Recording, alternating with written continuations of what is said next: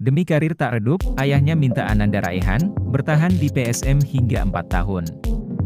Pemain muda PSM Makassar, sekaligus timnas Indonesia U22 Ananda Raihan Aliev, kabarnya menjadi incaran dua tim besar dari Liga 1 Indonesia. Penampilan menterengnya bersama PSM Makassar dan timnas Indonesia U22 jadi daya tarik untuknya. Tak heran, klub besar Liga 1 rela membayar mahal untuk gelandang tim berjuluk Pasukan Ramang itu. Ayah Ananda Raihan, Sugihartono mengatakan, ada dua klub yang dikabarkan mendekat, yaitu Arema FC dan Persija Jakarta. Hanya saja, sang ayah dengan tegas menolak tawaran tersebut, dan memilih anaknya agar tetap bertahan bersama PSM Makassar. Kontrak Everton Nascimento di PSM Makassar diperpanjang 1 musim. Pemilik nama lengkap Everton Nascimento de Mendonca tersebut direkrut dengan status bebas transfer dari klub Bahrain, Al Hilal, pada Mei 2022. Everton baru menggila di ajang Liga 1 2022-2023. Bermain dalam 29 pertandingan dengan 2.129 menit, 8 gol serta 3 assist berhasil ia ciptakan.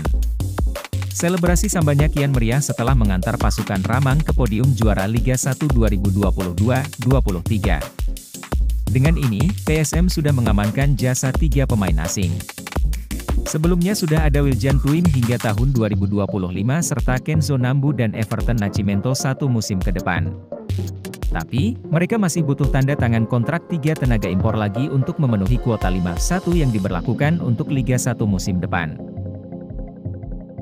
PSM Makassar lempar kode sosok pemain barunya, benarkah Rizky Pellu? PSM Makassar berpeluang merekrut Rizky Pellu untuk berseragam PSM Makassar setelah kontraknya tak diperpanjang Bali United. Tak mampu bersaing membuat Rizky Pellu tersingkir. Ia hanya catatkan 14 pertandingan bersama Bali United di musim ini. Meski begitu, Rizky Pellu diketahui bakal kesulitan untuk mencari klub baru untuk mengarungi kompetisi di musim depan.